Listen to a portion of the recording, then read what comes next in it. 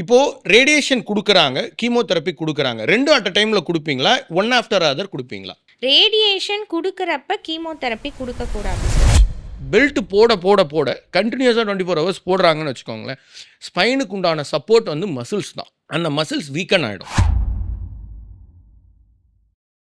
So end of the டே என்னன்னா, நம்மளுக்கு cancer வந்து க்யூர் ஆகணும். நம்ம பாடியில வந்து கேன்சர் செல்ஸ் இருக்கக்கூடாது.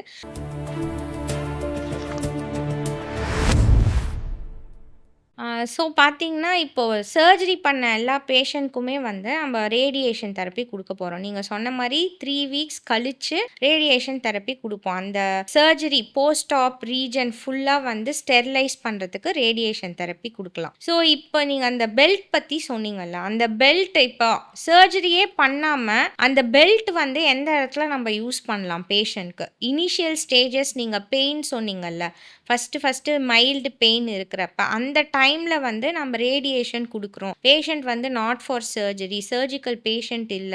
நம்ம ரேடியேஷன்லயே அந்த பெயின குறைக்கலாம் அப்டின்னா, அந்த பேஷண்ட்ஸ்க்கு பெல்ட் யூஸ் பண்ணணும் அப்டின்னு ஏதாவது கம்பல்ஷன் இருக்கா? இல்ல அந்த பெல்ட் யூஸ் பண்றதுனால ஏதாவது பெயின் ரிலீஃப், சிம்ப்டமேட்டிக்கா ரிலீஃப் கிடைக்குமா? பெல்ட் அப்படின்றது ஒரு எக்ஸ்டர்னல் சப்போர்ட் மேடம். நான் வந்து பெயின் வந்து ஃபர்ஸ்ட்டு வரும். அடுத்தது டைனமிக் பெயினா மாறும். அப்புறம் நரம்பு பாதிக்கும் அப்படின்னு சொன்னேன் இல்லையா? உங்களால பெல்ட் பெயினா இருக்கும்போது மட்டும் தான் குடுக்க முடியும். அப்படின்னா அதுக்கு அர்த்தம் என்ன அப்படின்னா, எலும்பு நொறுங்குறதுக்கு முன்னாடி மட்டும் தான் குடுக்க முடியும். எலும்பு நொறுங்க ஆரம்பிக்குது, கிருமி அஃபெக்ட் ஆயிருக்கு. அந்த டைம்ல உங்ககிட்ட பேஷண்ட் வராங்க அப்படின்னு வச்சுக்கோங்க. அப்ப நீங்க தாராளமா பெல்ட் குடுக்கலாம். இப்ப இந்த டைனமிக் பெயின் எப்ப வரும்? எலும்பு நொறுங்கிருச்சு, அன்ஸ்டேபிள் ஆயிடுச்சு, நகருது முன்ன பின்ன. அப்ப வந்து பெல்ட் குடுக்க முடியாது. என்னதான் பெல்ட் வந்து எக்ஸ்டர்னல் சப்போர்ட் அப்படின்னு நாம நெனச்சாலும், குடுத்தா அது பெருசாலாம் வேலை செய்யாது. அது மோர் தேன் அன் எக்ஸ்டர்னல் சப்போர்ட். அது மாரல் சப்போர்ட்டா மட்டும் தான் இருக்கும். ஸோ பெல்ட் அந்த இடத்துல வேலை செய்யாது. இதுவே நீங்க ரேடியேஷன் குடுத்ததுக்கு அப்புறம், ஏர்லி ஸ்டேஜ்ல வராங்க இல்லையா? அவங்களுக்கு நீங்க பெல்ட்ட சப்போர்ட் பண்ணலாம். அதுவுமே நீங்க பெல்ட் குடுக்கும்போது அவங்க கிட்ட சொல்லி தான் குடுக்கணும். எப்படி சொல்லி குடுக்கணும் அப்படின்னு வச்சுக்கோங்களேன். கன்டினியூஸா 24 மணி நேரம் போடாதீங்க சார். உட்காரும்போது, நடக்கும்போது மட்டும் போடுங்க. படுத்திருக்கும்போது போடாதீங்கன்றத சொல்லி தான் குடுக்கணும். ஏன்னா, பெல்ட் போட போட போட கன்டினியூஸா 24 ஹவர்ஸ் போடுறாங்கன்னு வச்சுக்கோங்களேன், ஸ்பைனுக்கு உண்டான சப்போர்ட் வந்து மசில்ஸ் தான். அந்த மசில்ஸ் வீக்கன் ஆயிடும். அப்புறம் ஸ்பைன் இன்னும் வீக் ஆயிடும். ஸோ, அதனால நடக்கும்போது, உட்காரும்போது ஏர்லி ஸ்டேஜ் ஆஃப் மெட்டாஸ்டேசிஸ் ஸ்பைன்ல பெல்ட் யூஸ் பண்ணலாம். Okay madam. இப்போ எங்ககிட்ட வந்து நர்வ் கம்ப்ரஸ் ஆயிடுச்சு. எலும்பு உடைஞ்சு அது டைனமிக் பெயினா மாறிடுச்சு. அப்ப வந்து நாங்க ட்ரீட்மெண்ட் பண்றோம். அதுக்கு முன்னாடி ஸ்டேஜ் பேஷண்ட் இருப்பாங்க இல்லையா? எலும்பு உடையாம டிசீஸ் மட்டுமே வந்த பேஷண்ட். அவங்களுக்கு நீங்க என்ன ட்ரீட்மெண்ட் பண்ணுவீங்க மேடம்? ஸோ நம்ம அந்த மாரி இருக்கிற பேஷண்ட்ஸ்க்கு வந்து ரேடியேஷன் தெரப்பி குடுக்கலாம். ஸோ இது வந்து பாலியேட்டிவ் ட்ரீட்மெண்ட் அப்படின்னு சொல்லுவாங்க.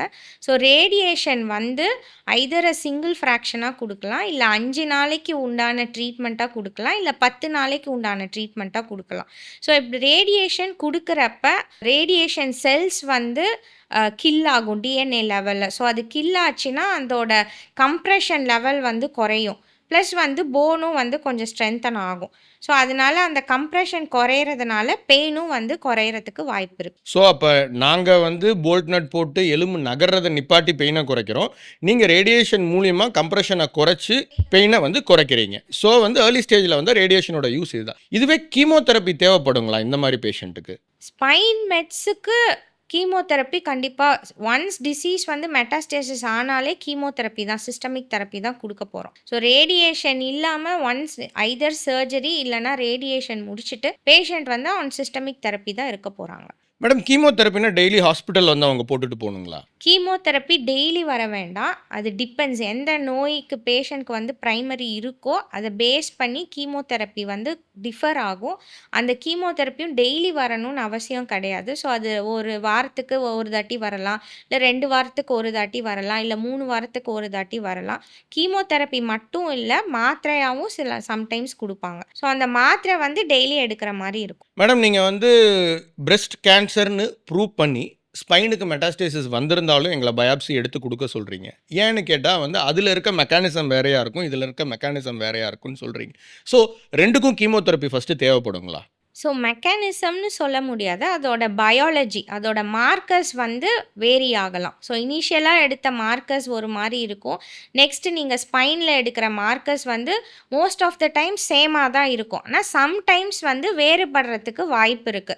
ஸோ வேறுபட்டுச்சு அப்படின்னா, அதுக்கு ஏத்த மருந்து மாத்திரைகள், கீமோதெரப்பி குடுக்குற மாரி இருக்கும். ஸோ முன்னாடி நான் கீமோதெரப்பி எனக்கு குடுத்துருக்காங்க. பிரஸ்ட் கேன்சர் வந்து. இப்ப எனக்கு ஸ்பைன் மெட்டாஸ்டேசிஸ் வந்துருச்சு. இப்பவும் எனக்கு 100% கீமோதெரப்பி தேவைப்படுமா? இல்ல வெறும் ரேடியோ தெரப்பியோட முடிஞ்சிருங்களா?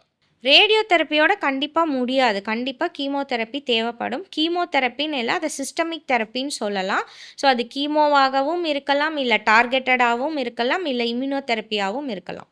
ஒரு லேமன் பெர்ஸ்பெக்டிவ்ல கேட்டா, ஏதோ ஒரு மருந்து நான் சாப்பிட்டே இருக்க மாரி இருக்கும். கண்டிப்பா. இது எத்தன நாளைக்கு நான் சாப்பிட்டுட்டே இருக்க மாரி இருக்கும்? ஸ்பைன் மெட்டாஸ்டேசிஸ் வந்துருச்சு அப்டின்னா. ஸ்பைன் மெட்டாஸ்டேசிஸ் நம்ம ட்ரீட் பண்ணிட்டோம்னா, பேஷண்ட் வந்து கன்டினியூஸா ஏதாவது ஒரு வகையான மருந்து எடுத்துட்டே தான் இருப்பாங்க.